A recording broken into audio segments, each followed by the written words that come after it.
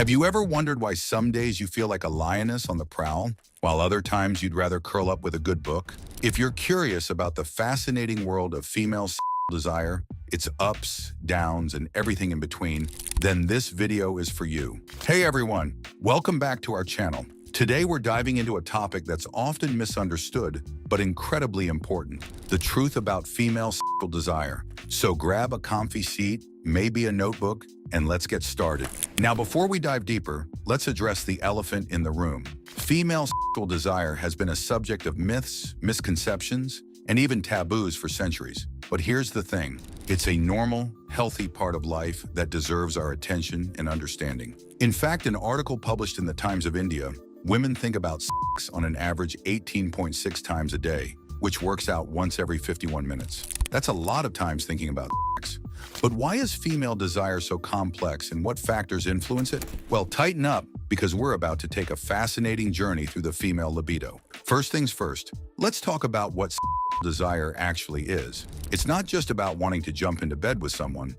Sexual desire, or libido, is a complex interplay of biological, psychological, and social factors. It's like a delicate dance between your body, mind, and environment. Now, one of the key players in this dance is hormones. You've probably heard of testosterone, right? Well, it's not just for guys. Women produce testosterone too, albeit in smaller amounts, and it plays a crucial role in sexual desire. But here's where it gets interesting. Women's hormone levels fluctuate throughout their menstrual cycle, which can cause changes in libido. During ovulation, for example, many women experience a spike in sexual desire. Why? Well, from an evolutionary perspective, this makes sense. Your body is saying, hey, we're fertile. Time to make some babies. Of course, in our modern world, this doesn't mean you suddenly want to procreate. It just means you might feel a bit more frisky around this time of the month. Let's dive deep the hormonal aspect. According to numerous articles and studies, women's testosterone levels peak around ovulation and are at their lowest just before menstruation. This aligns with many women's experiences of heightened desire mid-cycle and lower desire just before their period. But hormones aren't the whole story. Let's talk about the brain, the largest organ in the body. That's right, your noggin plays a huge role in sexual desire. The hypothalamus, a small but mighty part of your brain, is particularly important. It's like the conductor of your hormonal orchestra, influencing everything from your menstrual cycle to your drive. And here's where it gets even more interesting. Your brain has a excitation system and a inhibition system. Think of them as the gas pedal and brake pedal for your libido. The excitation system responds to stimuli. Maybe it's the way your partner looks in that new outfit, or a steamy scene in a movie. The inhibition system, on the other hand, puts the brakes on when there are reasons not to be aroused, like stress, fatigue, or relationship problems. These systems were first proposed by researchers John Bancroft and Eric Janssen in 2000, and their dual control model has since become a cornerstone in understanding sexual desire. A study published in 2022 found that women with higher sexual excitation and lower sexual inhibition reported higher levels of sexual desire. Speaking of stress, let's talk about how your daily life impacts your desire. In our fast-paced world, stress is almost unavoidable. And unfortunately, chronic stress can be a real libido killer. When you're stressed, your body produces cortisol, often called the stress hormone. High levels of cortisol can suppress production of hormones, leading to a decrease in desire. But it's not just about hormones and brain chemistry. Your thoughts and emotions play a huge role too.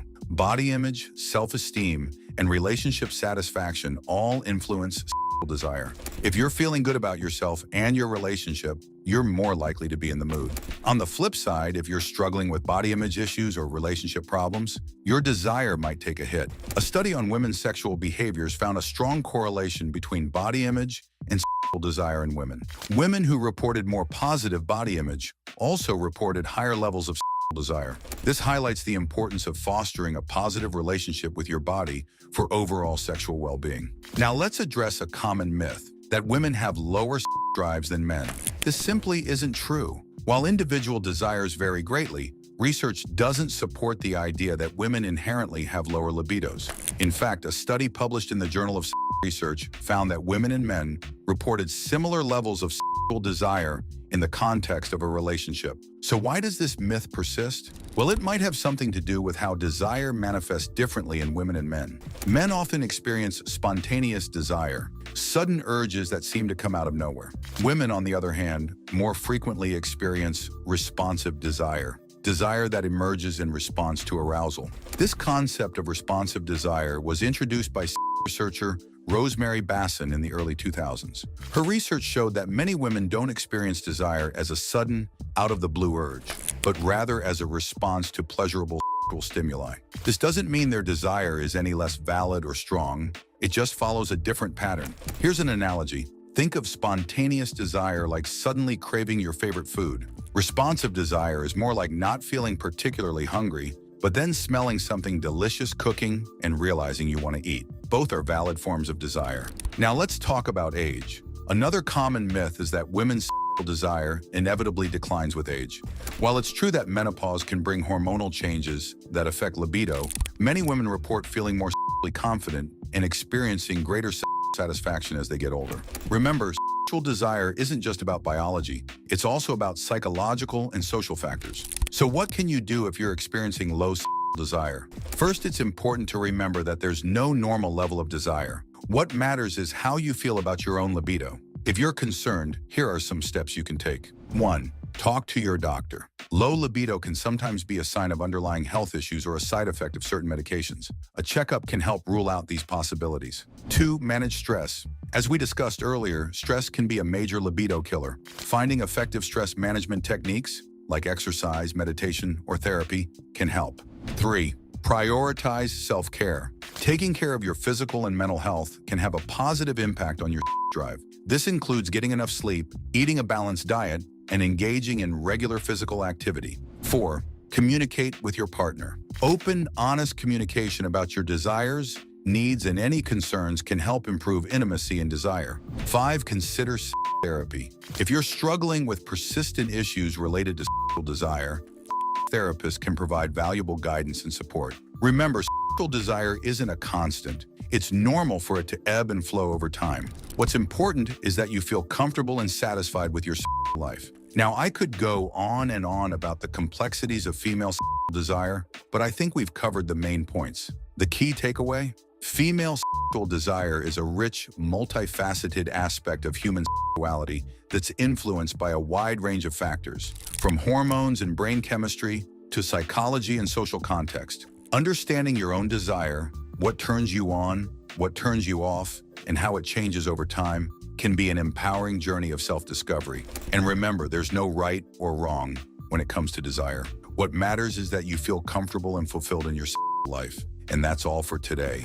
I hope you've enjoyed our journey into the fascinating world of female desire. Remember, knowledge is power, and understanding your body and desires can lead to a more satisfying and fulfilling life. Before you go, don't forget to like, share, and subscribe for more videos and tips on health, wellness, and self-improvement.